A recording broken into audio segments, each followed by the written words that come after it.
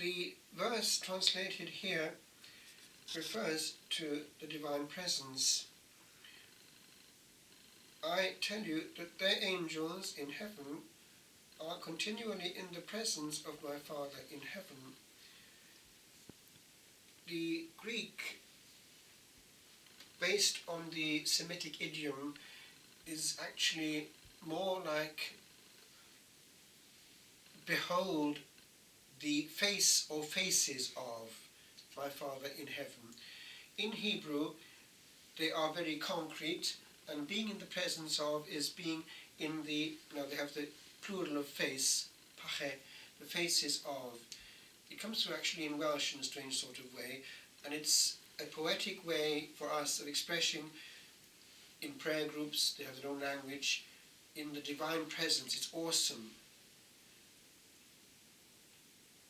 That we need to bear in mind, because if we strip both our buildings and our ritual of what were hitherto a protection for the divine and an automatic way of enthroning him, then if we're not careful, we will actually start insulting him. I mentioned that in the Free Church tradition of praying, which is a whole art, by the way, a gift given to some to lead in prayer, one way of doing it is to use a certain dignity of diction, a way of speaking, which by its very nature implies that one is not talking to a mate. It's an ancient tradition, and those born into it by instinct do it. It's just there. In Welsh and in English, actually. And I have noticed that sometimes Catholics think they can do as well. They can't. They end up as bad apes when they try to do that. They've lost their own beautiful, glorious tradition, and they haven't got through acquiring it naturally, the other. So it's neither fish nor fowl, and it falls flat on its head. The other day, was meditating on the way in which, having looked again at pictures, images of when I was ordained, we receive these beautiful gems which took sometimes generations to build. We receive from the distant past.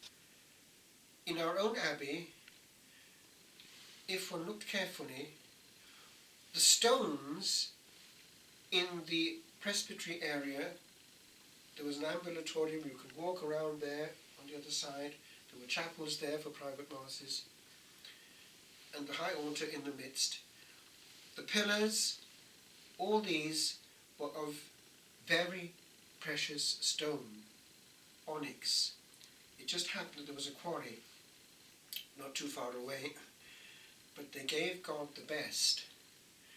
So much so that one can see that at the west end of the church they were running out of money. So they seemed to have finished it pretty quickly with the means they had left.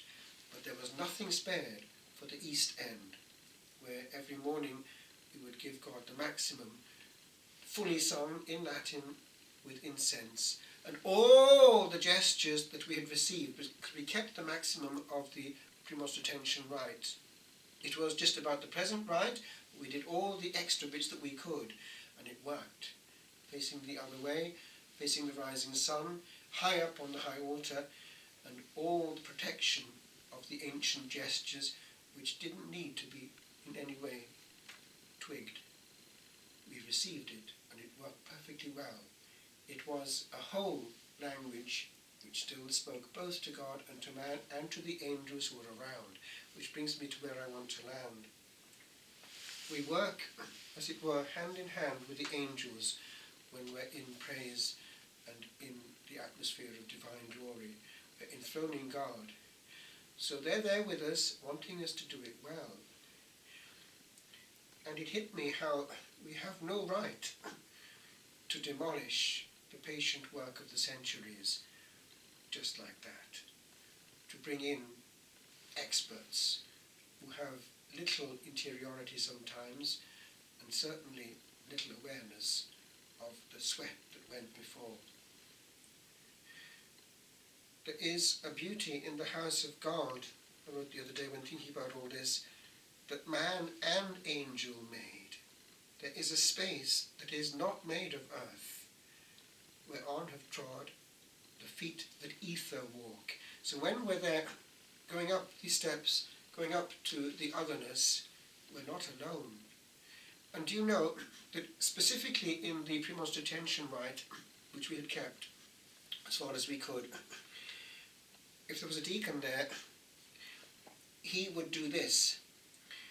Starting as the priest started to chant the preface,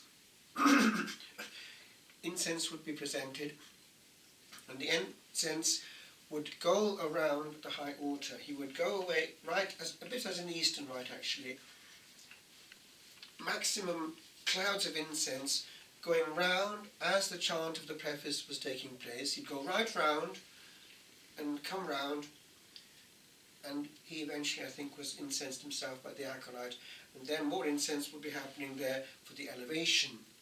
But the point is this, the result was Shekinah. Shekinah comes from Shechan, which is to dwell, and it was thought to be the dwelling place of God, this cloud. And the way in which that was suggested actually linked us to the Eastern centuries as well. They do very much the same kind of thing. The celebrant almost disappeared in a cloud of smoke and beautiful odour. And one could almost sense that was a dense presence also of hidden wings. Now, that, when one has experienced it, is actually something one never forgets. And it hurts when one sees how distant, on an average celebration, quite often on parish level, the community, even the celebrant, have become from where they're coming from, which was, after all, 2 millennia of ancient history, which just in 50 years was demolished. The difference is that now, whereas 50 years ago, those who went into the renewal did so with 2,000 years behind them and came from seminaries where they were still formed in that. Now, 2 generations down, there's no continuity. Therefore, there's no point of reference.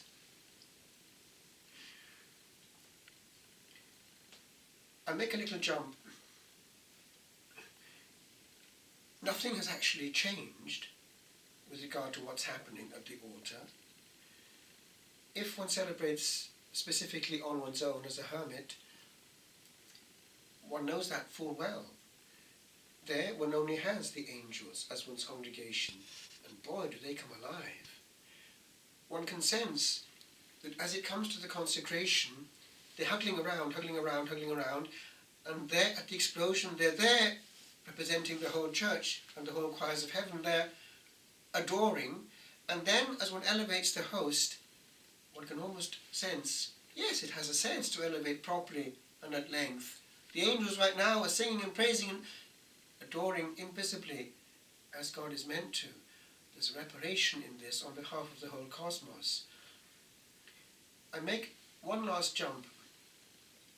In France in the 80s, I was exposed for a while to the renewal as it was happening in France, I mean specifically the charismatic renewal, because there were new congregations being born in the 70s and 80s in France, and I noticed there how in authentic renewal, I say authentic renewal, Catholic and sincere and not gimmicky, based on fasting, adoration, liturgy and religious life as well, habits, rosary and all the rest of it, but renewed, I noticed there that spontaneously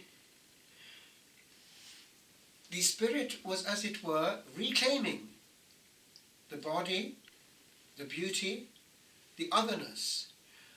They went spontaneously into a lot of usages of the East, icons, light, incense, polyphony, even Eastern chant, and the result was spontaneously, but as it were, it came again, as from the early church, this spontaneous expression of what is already there authentically, and that's the bit that is missing.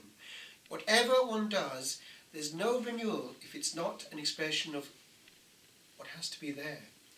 And that's where a lot of things have gone wrong. Any renewal which is based on coming from the other end, let's do something interesting, is nothing short of a gimmick. God is not there, we are. So, if down the line we see the meagre fruits, one asks why. And on this Feast of the Guardian Angels, one can also ask, what does my little angel think? How does he want me to pray? How does he want me to behave in church? Do I talk? Do I look around? Or do I do as he does? Just look straight ahead, the presence that he can see